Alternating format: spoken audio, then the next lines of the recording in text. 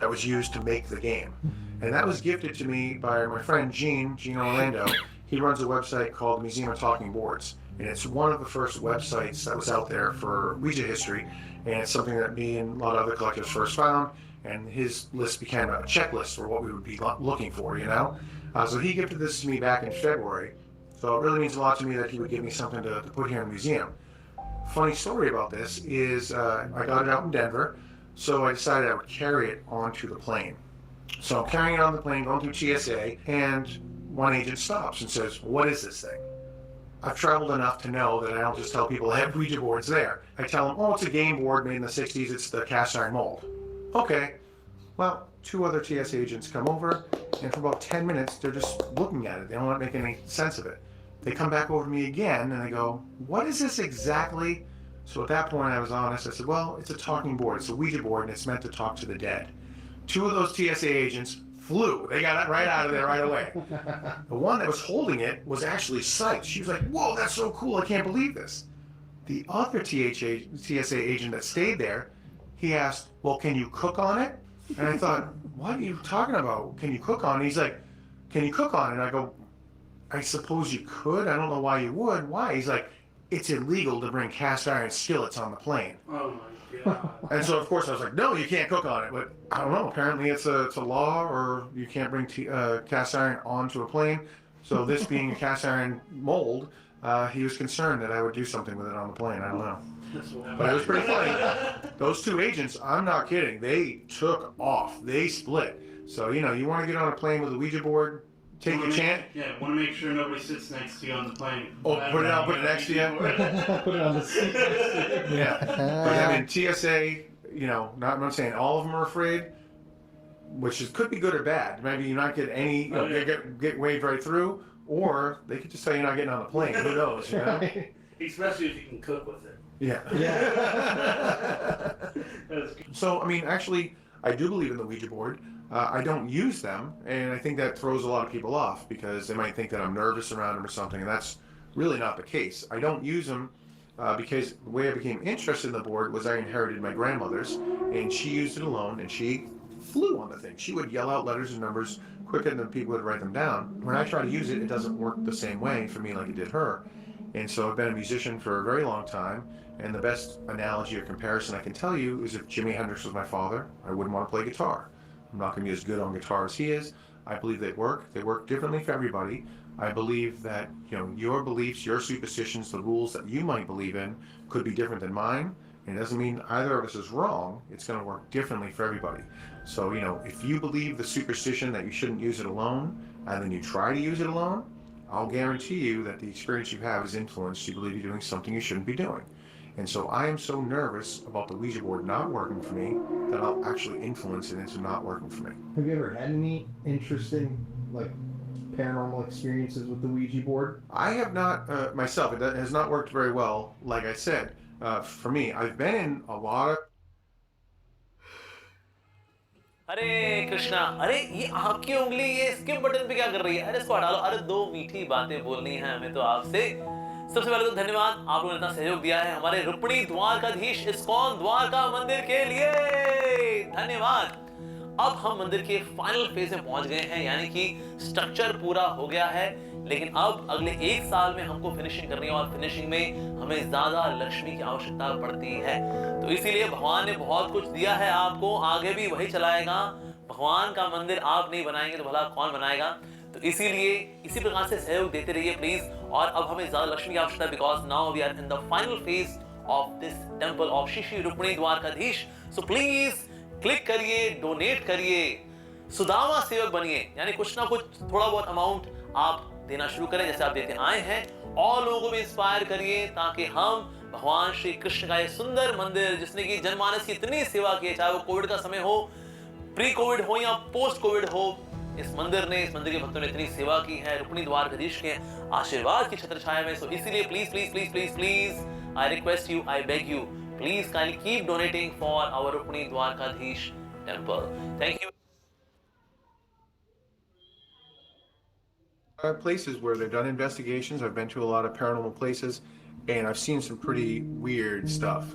Last year, I was at Sage Paracon with my friend Karen Dahlman. We were there for the Talking Board Historical Society, and they did an investigation night where roughly 5 or 6 teams went to different rooms, used different ghost hunting techniques, EVP in one thing, scrying in the other, and we had the Ouija room.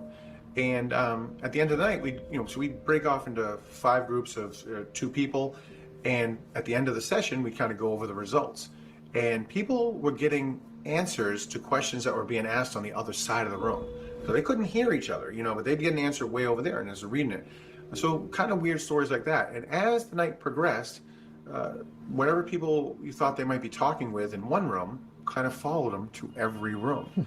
And so pretty interesting when you get to the last session of the night and the people that have done 4 of the rooms, they come to that room and they've now talking, or people that started in the Ouija room that now have been going to a different room and still continuing the conversations different ways. Wow. Yeah. Yeah. That is pretty cool for me to see because, I'm just not used to that. I'm not used to, people, of course, people using a Ouija board at a haunted location or something like that, but to use it in a way that, like, you really couldn't explain. I mean, there were people on the other side of the room that, like, wait a minute, I asked this question. That sounds like you got the answer to that. Yeah. And it wasn't just once or twice. You'd be like, okay, it's coincidence. It happened enough where you're like, wow, it's very possible. Because sometimes when people are using the Ouija board, they're going a little too fast. It's a very slow thing. You know what I mean? Not just the conversation is slow, spelling out all the words, but sometimes you may be looking like you're getting gibberish, or it's not giving a clear answer between the letters. And so you really have to make sure that you are saying, hey, are you talking about the R or the S? Which letter are you going to? And ask slow enough that it's going to respond to that. If you start asking questions over another question, you don't know what really they're even answering to, So to get answers that, people claimed were in other parts of the room, pretty awesome. Are there any boards or artifacts in here that you feel like might have an energy attached to them? A year ago, I went to Michigan Paracon, which is really one of the world's largest paranormal conventions. And John Zaffis was speaking. John, of course, has a TV show called The Haunted Collector, where he takes items that are considered cursed, evil, negative, or haunted. He takes those items, puts it into his collection. And I listened, someone asked him, well, how are you able to do that and nothing happens to you?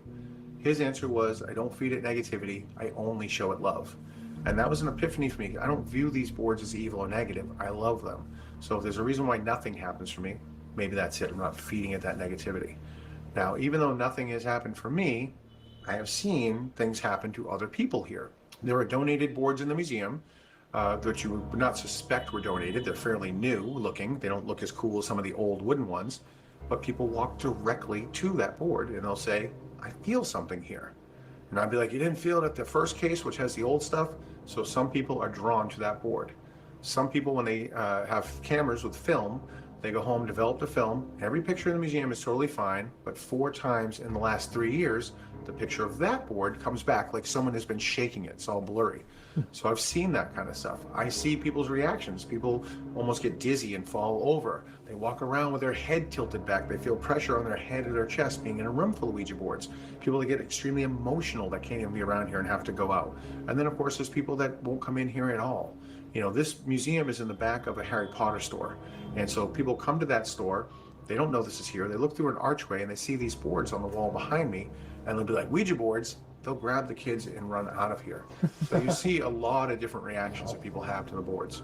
That's great. I mean, I feel like run into that all the time online. When we even bring up a Ouija board, Sure. People immediately say we're like the dumbest people ever. Like, I would never touch one of those things. Yeah. I personally don't feel like they're scary at all. Yeah. But it's just interesting where do you think that stigma came from? Like, was it The Exorcist or like? I think a lot of it is probably The Exorcist. I would argue that the superstition that people have about using it alone comes from that movie, because prior to the movie, during a war, these were very popular, and sadly, women would use them alone to speak to a deceased husband, father or brother.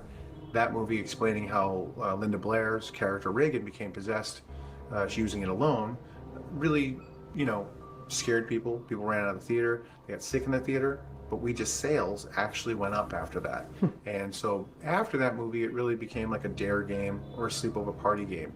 And so I think a lot of it has to do with maybe not The Exorcist specifically, But The Satanic Panic, that's not too long afterwards.